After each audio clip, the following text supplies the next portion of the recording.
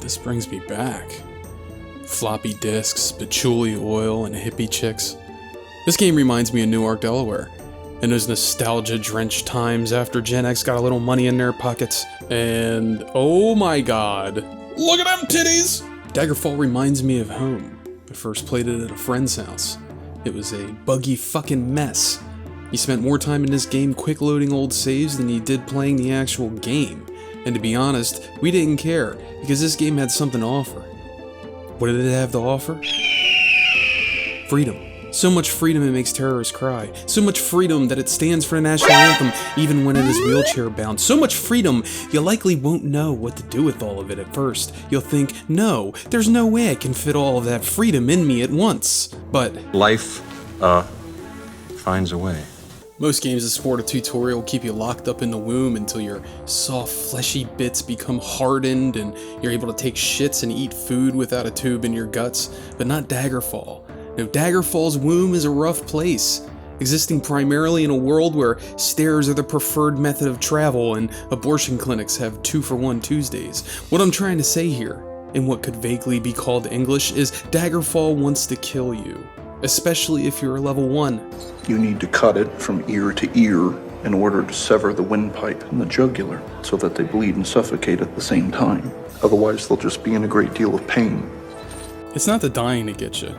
It's the constant landmines that are scattered throughout the game, which, when you step on one of these invisible babies, blows up your save game, forcing you to revisit a past save game, if you have one, and doing the whole ordeal over. I would say that after the tutorial ends, you're not yet out of the womb, because until you've discovered all the landmines, you're still liable to have a game abort you and evict you from your flesh apartment. Once you escape the womb into the harsh sunlight beyond your mother's vagina, you are thrust into an uncaring, flat, sparsely decorated, procedurally generated world, and neither the game or your mom has spoken a single word to you since you left. It's up to you to decide what to do next. No matter where you go, when you arrive, there you are. And everyone seems to know you there. In fact, you'll get a stack of mail the moment you arrive in a town. A note will kick off the events of the game, and you have options. You can go and speak to the person who wrote you that letter, or you can make her ass wait. And thus, a love affair was born with games that have plots that scream for your attention, and pacing that reassures you, hey, you'll get to it when you can. If you make the letter writer wait too long, you're branded a traitor to the Emperor, and that's it. You can no longer proceed with the main story, and, well, okay, look, who really cares about the main story? Let's be honest. Here's the thing about Daggerfall. Most people drool all over this game because of the size of the game world, and while it is impressively large, it's also filled with the most boring, mundane shit. I mean, travel in any direction and let me know when you run across something unique. You won't. Everything's way too spread out, similar looking, and the chances of you running across anything but a bug are slim. What Daggerfall really did is take the genre of RPG and smush it together with a healthy helping of simulation, and what came out the ass end of this thing is probably one of the best CRPGs that computers have ever seen. What is Daggerfall's recipe for success? Well, let's dig in, shall we?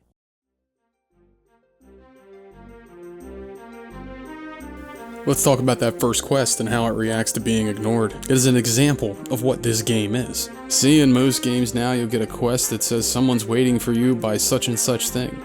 And at this point, you could be getting tired of this quest and decide that you'd rather be traveling from town to town becoming the world's richest gigolo. And that guy who told you he'd meet you by the bush outside the tavern in Whiterun, he'll still be waiting for you when you get back. By that bush, unwashed, dirty, on the verge of death. Also, you can deliver a letter to a waitress, and that's not very realistic, is it? Other games won't bother with time limits, at all. You know that mission that you got to defend a king from assassination? It's gonna stick around in your journal until you decide when the king needs defending, not the other way around. That's not very realistic either. Daggerfall says, hey, you know, if a player ignores the main quest, we just brand them a traitor, and essentially lose them the game. They did this because the main quest isn't the main draw, and they knew that players might still have fun outside the main quest, and instead of a game over screen, they got a game over pop-up with an asterisk? And I know what you're thinking. You're probably saying to yourself, that sounds like shit. Well, okay, yeah, it's a shitty mechanic by today's standards, But this game prioritized different aspects of design and came from a time of different standards, where it was okay to waste the player's time, because that's exactly what the player was doing anyway, wasting time. I mean, how many of us have solved gold box conjecture while playing Left 4 Dead? I'm gonna make a generalization that I hope you'll allow me, but I think game studios prioritize fun over mechanics. I know. Shocking. Dr. Hans here. That nebulous term, fun, well, you know it, I know it, but does anyone know what fun is made of? What emotion does fun create? If you're having fun, are you just sitting there, controller in hand, grinning ear to ear like a maniac? No. Fun means different things to different people. Yeah. Like to some people, simulation's fun. Some people really liked Ultima Underworld. Some game studios did too. Did you know Bethesda liked Underworld so much they made Arena? They did. So it would reason that Daggerfall was made to compete with those games as an RPG simulation, an immersive sim if you will. Let's talk about the remodels and ports before we get into the meat of this video. Vanilla Daggerfall has some problems, primary of which are all the bugs. But there's so much more wrong with this game than just the bugs. There are exploits like you wouldn't believe that cause this game to be an absolute cakewalk, and those bugs are baked into the logic. As far as I know, no patch has fixed these bugs. But see, there are alternatives. Just like any classic game long forgotten by the developers, a port has come along to fix the problems and help us long achieve the dream of playing Daggerfall in a resolution and aspect ratio other than potato. Let me introduce you to Daggerfall Unity, the arguably best way to play Daggerfall from a technical and presentation standpoint. First, Unity allows the game to be played in a truer high resolution and in widescreen. I say truer, as DOSBox may let you adjust the resolution, but it is still working with the same pixelated resolution scaled up. So, now maybe there is a way to make DOSBox not look like shit, but I also don't care. Here's the real reason to play on Unity. Mods. Mods take Daggerfall from to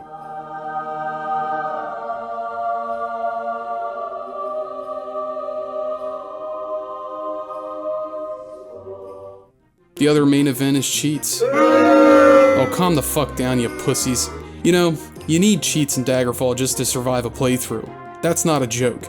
It's not that the main game is difficult, it's that the game is a buggy, randomly generated mess, and going into a dungeon is almost a guarantee that you'll have yourself clipping through walls and dying. Like seriously, Daggerfall was held together with band-aids and Elmer's glue. After all these years, it's starting to crumble. The cheats have useful things like teleportation, teleporting you to not just any place on the map that you've revealed, but can also teleport you to a quest item, which is unfortunately a necessity, given that the random generation can have things spawning underwater or through the goddamn level and into the void. I don't know if it needs to be said, but have you seen these goddamn levels? They are fucking labyrinths, which we will delve into deeper later. There's also some changes from Daggerfall to Daggerfall Unity, and while I am not as well versed in what changes happened between the versions, consider this to be an analysis of Daggerfall Unity, more so than an analysis of vanilla Daggerfall. So keep that in mind for when we start up character creation. So here I am creating a character in the Unity remake of Daggerfall. My first mistake was making a character in Unity. See, Unity fixes classic Bethesda bugs like if you pick a high elf who has natural immunity to magic, or basically any type including poison and disease, and then you give him special disadvantages like critical weakness to everything. Then, what you get is a character who can gain himself 30 hit points per level, is able to take every advantage the game can offer, and still can gain himself the fastest skill progression, and by extension, the fastest leveling, and still be immune to everything because immunity took priority over weakness. In Unity, the game reduces the character's immunity to normal. Like, you know, what makes sense?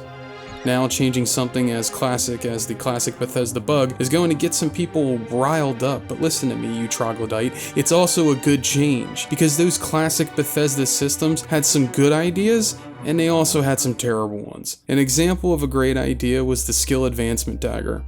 This graph showed you how long your character would take to advance in skills and level, and the higher it was, the slower your leveling would be. By taking disadvantages or by decreasing hit points per level, you could make your character level up about 70% faster than a normal class, or 200% slower depending on how many special advantages you took. It is one of the best additions to RPG character creation, and that's likely why no one ever tried to do it again. The only problem is that a high elf is still the best race to take because of how many immunities they have. A better system might be to change the rate at which disadvantage can go down if that disadvantage only negates an advantage. That way these bodybuilder high elf mages can't go around nuking entire towns, regenerating wounds like Wolverine, and have their only disadvantage be that they are utterly normal in all the other ways. Even having said that, the system is a bit more fair with the Unity port, if not as satisfying, because you can't go murder housing all over somebody's ass. The thing you need to think about is just how insanely fun and unfair this system of character creation still is. Let's look at my mage class. I have picked a fairly normal set of skills for my mage, and some supporters like running and jumping, because you want to stay mobile, and you want to invest in some speed. But I pump a lot of points into intelligence, and will, because I want a ton of spell points. We pump those HP per level all the way up to 30 and we start taking advantages. We want increased magery times 3 and spell absorption. That's it. Nothing too crazy. But look at the slider. Rainier times 3. We don't want that. Disadvantages is next. Now since I'm a high elf, I can get away with this. But I pick critical weakness to disease, poison, magic, and paralysis. But I keep my immunity to fire, shock, basically all the elements. Now that may sound like an average build, and yeah, it plays like an average build at first. Especially when you're rocking a mere shock spell. See, we don't like that single target stuff. Nah, we have spell absorption. So the first moment that we can, we find the first mage guild and buy us a proper spell. A fireball spell. And the next time we see someone who wants to do us bodily harm, we go running up to them screaming with our hands on fire and cast fireball point blank. You'd think we blow ourselves up, but we're immune to fire. And you know that pesky mana bar? Well, that's not a problem anymore. Because when we take damage from magic, we gain back magicka. So not only are we nuking people with powerful magic, we're gaining back mana while doing it, effectively allowing us to cast magic infinitely. You see what I mean with this shit? Combat shares a lot of commonalities with Morrowind, but not if you're using the default control setup. Daggerfall's default control scheme is confusing, clunky, and everything else it's not supposed to be. It's the kind of control scheme that has you hitting a key to look up and another key to look down. Do yourself a favor and click the mouse button in the options and turn on mouse look. To swing your weapons around wildly, you hold the right key and flick the mouse in the direction you want to attack. Sounds like a really good system until you try to use it. Morrowind thankfully ditched that bullshit, but it kept everything else, including the chance to hit.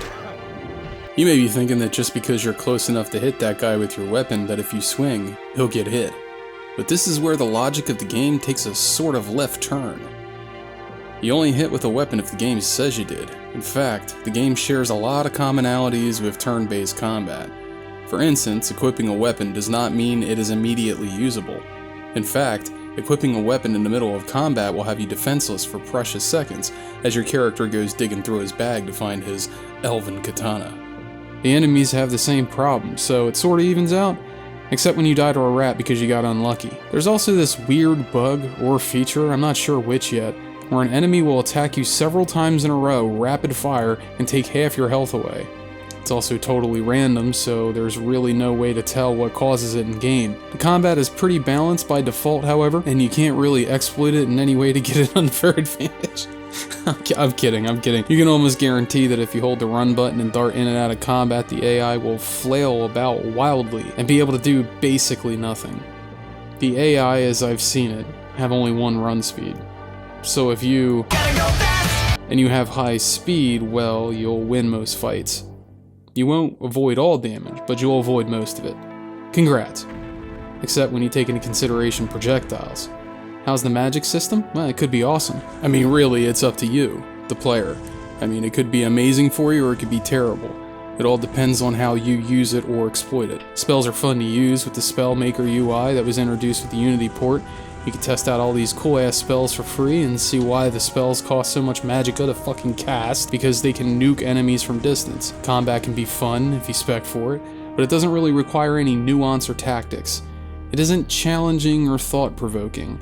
It is just a system that is there that usually works right and gives you something to do while plumbing the endlessly seeming halls of Castle Blemmington Wood Blemmingston, or some other randomly generated awkwardly named dungeon. The real highlight of this system is the sheer amount of item slots and items you can equip. Weapons aren't that important, honestly. I mean, yeah, sure, they're important. If you get a Daedric weapon, you're more likely going to use a Daedric weapon, right? But what I mean is there's nothing really to talk about with weapons. Armor, on the other hand, is the part that is the most interesting for me. It's basically the same as weapons, a couple of different classes of protection with racial and material alterations, but Daggerfall has so many armor slots that it makes you feel rewarded when you finally get a magic set of the type of armor you want. There's 7 slots, 8 if you count the shield, and there's 12 different armor materials. Each class from silver to steel to elven, dwarven, mithril, and ebony increases the armor rating. The armor rating determines a player's chance to be hit in one of the 7 armor pieces. Each piece has a chance to be targeted, and areas most often hit are the hands and the chest, which makes sense if you've ever fenced. Largest target or closest target.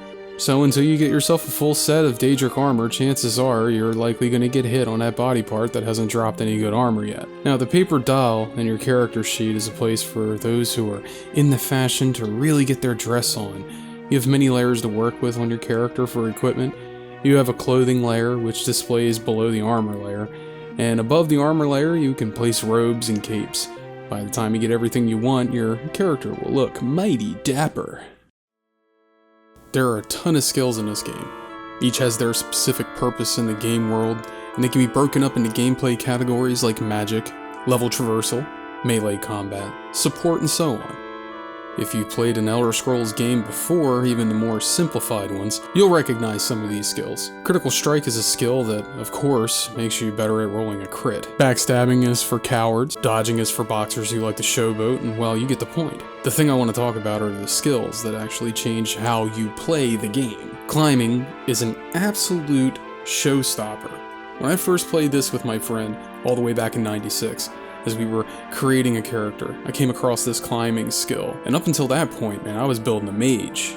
But when I saw that you can climb basically any wall that was straight up and down, I changed my mind. I became a cat burglar instead. We tried to find a good use for the skill in town, but there really wasn't very many. That is until we got to our first town with a wall. There were these little doors on the ramparts, and we wanted to see what was in them. We thought that surely there must have been a world of magical wonder beyond that door. Every item that we could ever want. At the very least, even if we were disappointed, we'd still get to see what the guards do when everybody goes to sleep. So we watched the patrols pace the ramparts, and as the coast became clear, we climbed the wall and over onto the walkway.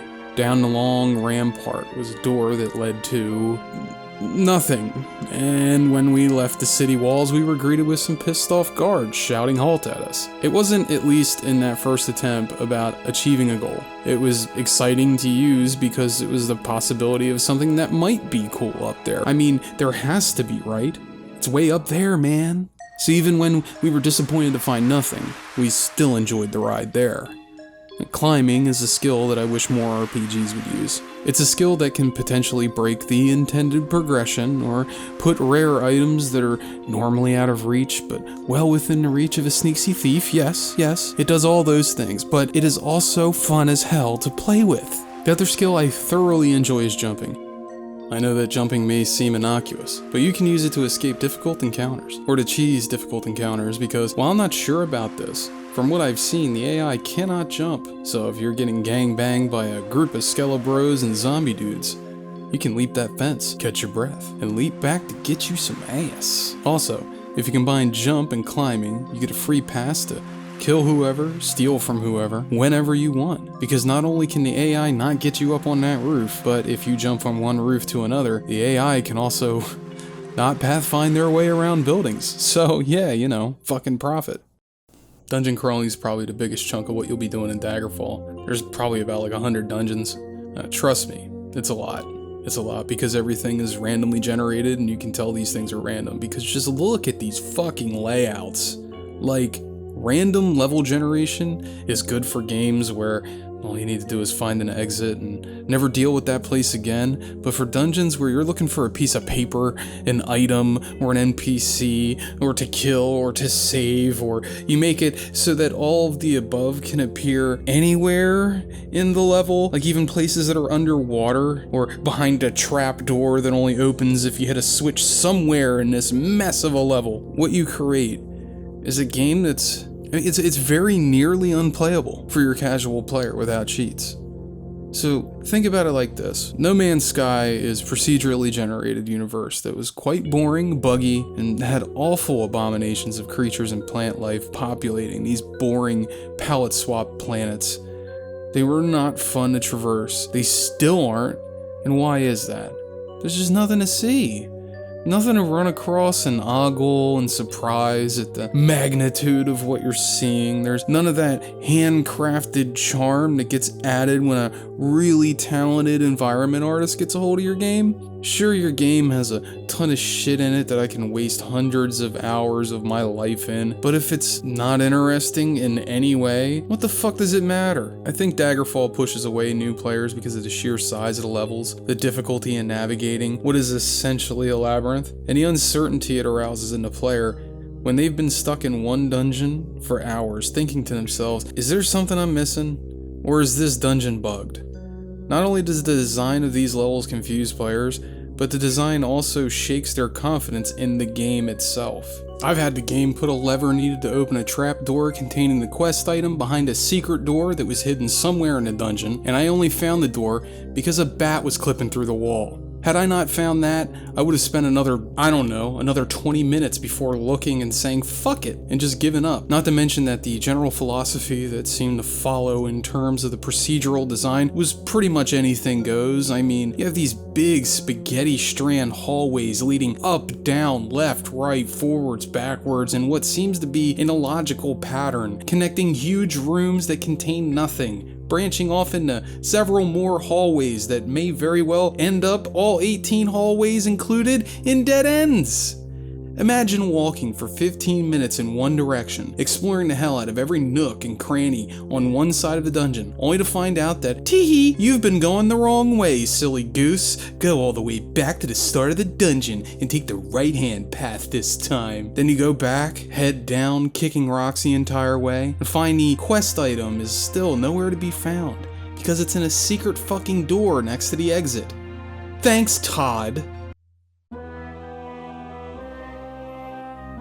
Factions are important in Daggerfall, and I know what you're probably saying. They're important in every game, but what I mean is that they do more than just determine what story you unlock, or what NPCs you meet, or what quest rewards you get. They determine what kind of quest you get, and that, in Daggerfall, is probably the most important thing of all because of the reasons I pointed out in the dungeon section. Each person's comfortable with something in Daggerfall, but not usually everything.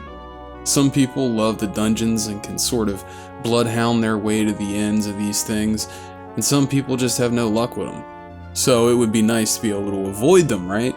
But in trolling the boards for information on dungeons, I ran across thread after thread of people complaining that they want to like Daggerfall, but the dungeons ruin it for them. So do yourself a favor and avoid them.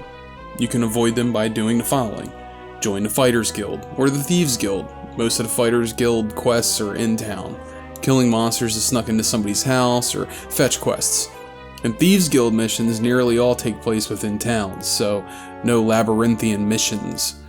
But once you grow a pair of balls, you should take on the Mages Guild's quests and actually try some dungeons. Then, when you're lost and don't know what to do next, you can use the teleport cheat to teleport yourself to the quest object. Don't let people tell you that you can't do that. Fuck them.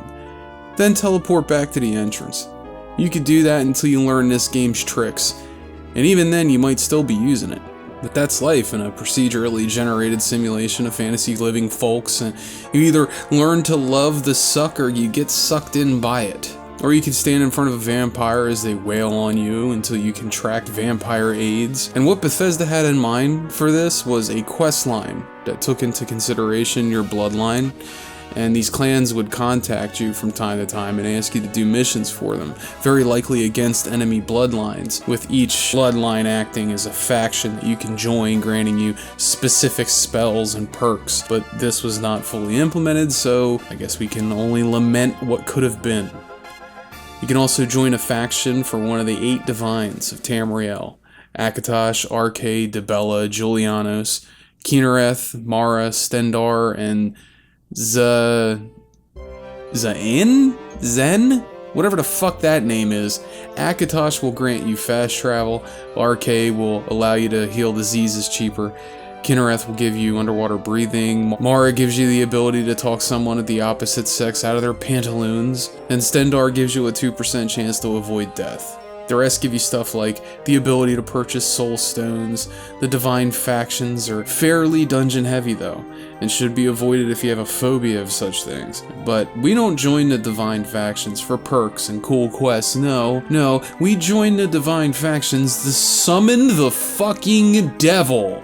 Julianos is the faction that will let you summon a Daedra, the earliest at rank 6. But either way, all temples allow for this, as well as mages guilds and witches covens.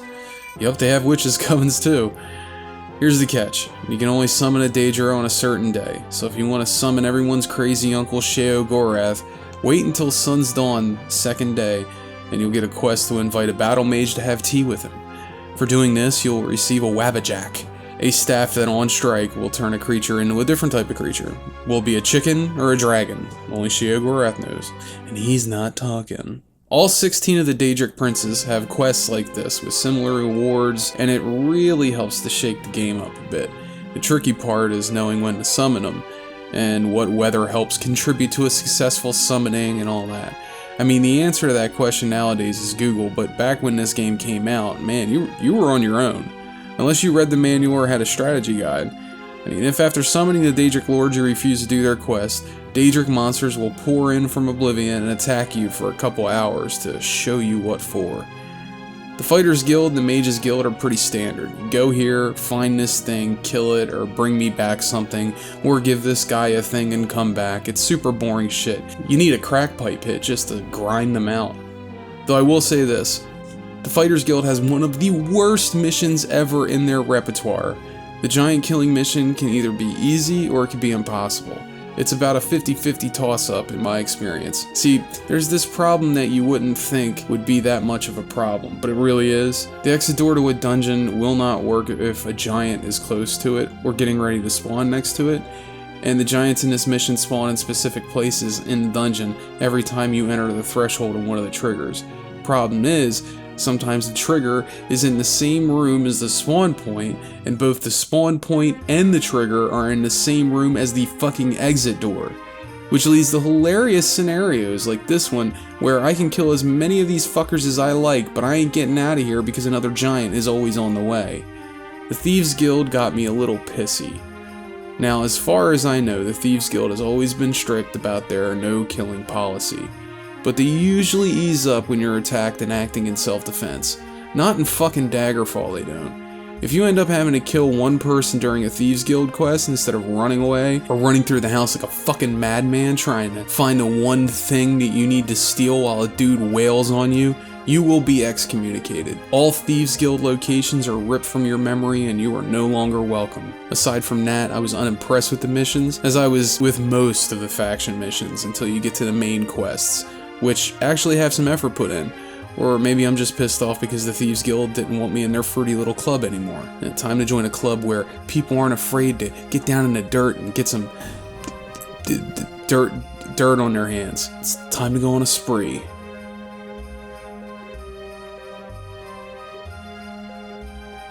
Now once you get approached and you accept the brotherhood into your heart, you are given a task to meet the Poison Maker, then use that poison to assassinate your first target. It sounds more complicated than most other quests, but it really isn't. It just has an extra step. Other missions in the Dark Brotherhood have you going to talk to a guy in one place so he or she can tell you the location of the guy you need to kill.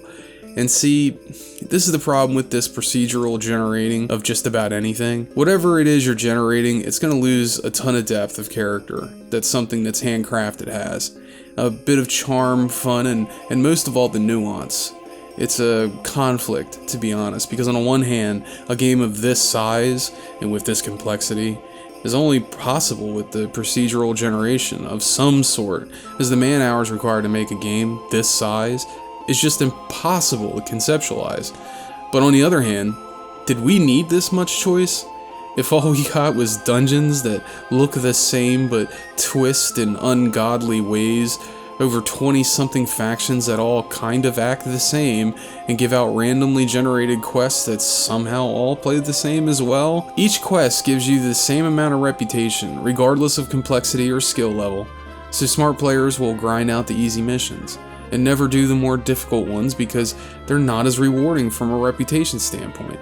So if you're one of those players, you may never see 90% of what a guild has to offer because the cost-benefit analysis shows you losing time for no reason. It's the path of least resistance, baby. I think that Bethesda knew it too, because they never attempted this type of design again. I mean, after their first attempts at least. They must have realized that handcrafting was more or less the recipe for long-term success. Now, the first element of this simulation is the sheer size of the continent, and just how expansive and densely populated that land is. There are over 100 towns, dungeons, and temples in each province, and there are probably about 41, I think, provinces in total. That's an insane amount of content. Of course, it was only made possible through the procedural generation, but in this regard it worked. The towns always feel good to traverse, and while some may be a bit too large, the size of these towns only lend to the believability. NPCs will walk around the game world, but don't watch any of them for too long. It'll shatter the illusion as they sit and stare at a wall for 2 hours. The questing has time limits imposed on them, and sometimes it's downright irritating, but it makes sense in a way. If you fuck around too much and don't do the quest you were hired to do, in real life someone else will finish your job. In Daggerfall, the first quest you get is to simply talk to your contact at an inn, and after that, it's silence. The game doesn't really tell you what to do at this point. This is where the game backs away for a little while and just kind of nudges you in a general direction. The game suggests that you might speak to the families in charge of various towns in the kingdom, and you can do that. Or you could go to a town, case a couple of blacksmith shops, wait until everyone's in bed, rob the shop blind, and hop one store over and dump all your ill-gotten gains. Until you're like Scrooge McDuck swimming around in a pool full of money. Either way, using a skill makes you better at it, just like in real life. And while you're busy out there sharpening your skills, you're also making progress in your main mission, as after you reach a certain level you'll be contacted to do a mission for one of the 3 royal families involved in this whole Daggerfall mystery. And you could do that, or you could say fuck that and start amassing your treasury and empire. Then once you amass the fortune, the game unveils its wares to you. Hey there, thiefy guy, want to be able to steal more shit? Get yourself a horse, then buy yourself a cart so you can haul more stuff out of other people's property. Having trouble hauling all that stuff across the ocean? Well, why not check out our fine selection of boats? Tired of getting scabies every time you rest at an inn? Check out these houses we have for sale, huh? Or you could strip yourself down to nothing but your floppy bits, scale the city walls, and run around from roof to roof, avoiding guards like some kind of deranged Santa Claus. If you are one of those sadists who want to do the main story to continue, you need only do one thing, is just gain some levels. The game goes dark after you talk to Lady Briziana, or whatever you say her name, giving you no hint of where you're supposed to go next, or what you're supposed to do next, and what triggers your next mysterious mail delivery is you being a big, strong, bad enough dude capable of killing many bats, rats, and imps. If you go to see your petitioner, you have set some events in motion now. You have a time limit, once again, to finish the first real mission in the main story, and if you're not a big, strong, bad enough dude capable of killing mummies, well, you might be fucked. So save often, and use many slots. There's even a possibility that you'll fuck yourself without even knowing it by contracting the plague, or brain fever, or whatever the case may be in the course of your travels. You will likely not know that this is the case, however, because the game isn't very good at letting you know you've contracted a disease. Here is when you'll find out. When you try to walk back to town after a dungeon, and just as you arrive at the gates, you hear this sound. The game tried to tell you, but because you're so used to confirming travel, you'll likely not see the "if you travel this far, it'll fucking kill you" pop up. So you'll be needing to turn back time and reload a save if you're really early in your playthrough. The problem with this is that you'll likely not know how far back to go, save game file wise, and you will either lose an hour or more of gameplay, or you'll lose your entire game if you've just been using one save slot. The game has invited you into your favorite chair, put on some nice music, and giving you something fun to do with your time. But the problem is, the game has also put landmines all around your chair, so you gotta be careful. There's any number of bullshit mechanics that can end your game early. And honestly, I can't fault the game too much for this, because it's actually what they were trying to accomplish. So this predicament has set my brain alight with all kinds of ideas, but everything I tried resulted in death. Then I tried walking to the nearest temple, and it was very far away. It took over 20 minutes to walk there in real time, and just as I was nearing the place, I died. Fuck. So I gave in, once again, and I restarted. I mean, I probably didn't have to. I probably could have went back to a save game I had an hour ago, but I just didn't want to deal with this anymore. And honestly, I was kind of tired of my character. I probably could have cheated my way out of it, but I saw the plague as like a game over screen, so I bit the bullet and tried a new character. This time, one that is immune to disease. So the way disease works is that you get bitten by an animal, or you come in contact with an NPC that has a disease. You have a chance to contract it. Now, you don't know that you have this disease yet. The game doesn't tell you, because there's an incubation time with diseases.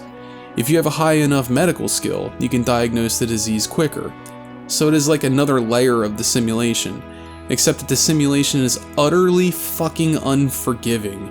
And in a game where you're trying to have fun, getting yourself fucked over because you got a disease that you didn't know you even had can really put a damper on your good time. What is really fun is contracting werewolfism?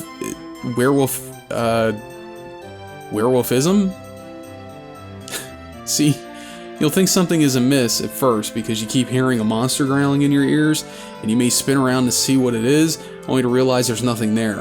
And eventually, you'll notice that there's no one walking around town either, and again, you'll be like, what the fuck is that noise?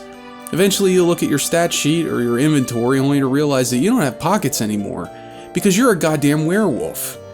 You will have some pretty sweet stats though, which is nice, but you can't trade with anyone, so long as you're aware anything, and unfortunately, money is the win condition in this game, so you'll likely want to change back to human form, so you know, you can get shit done. Problem is, the game wants you to kill an innocent person, but because you can't, because your condition is made it so that everyone in town hides in their homes, so you effectively cannot change into a human, nor can you get feedback on your situation either.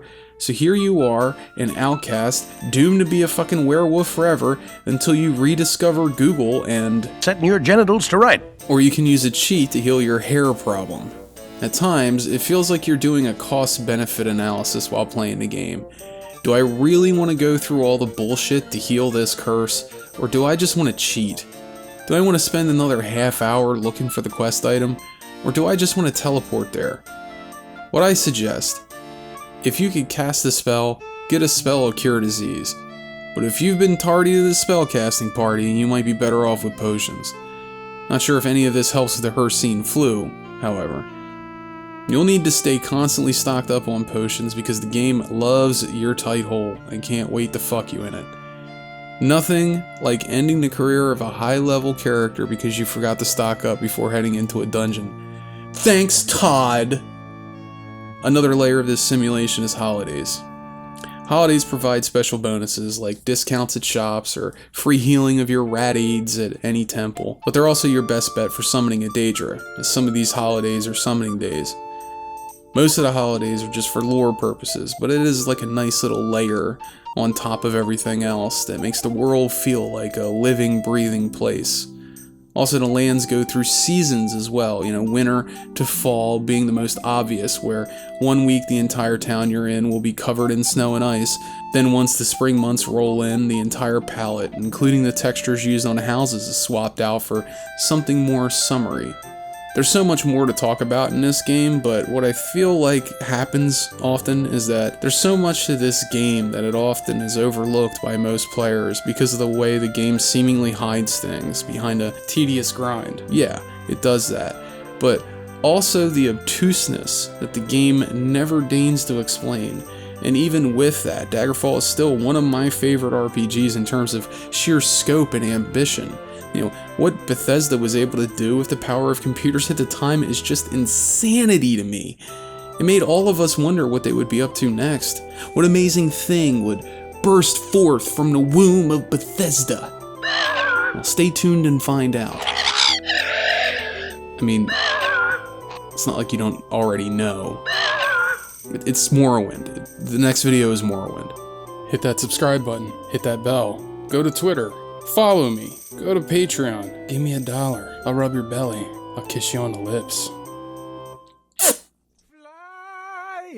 Flying in the sky. Cliff racer flies so high.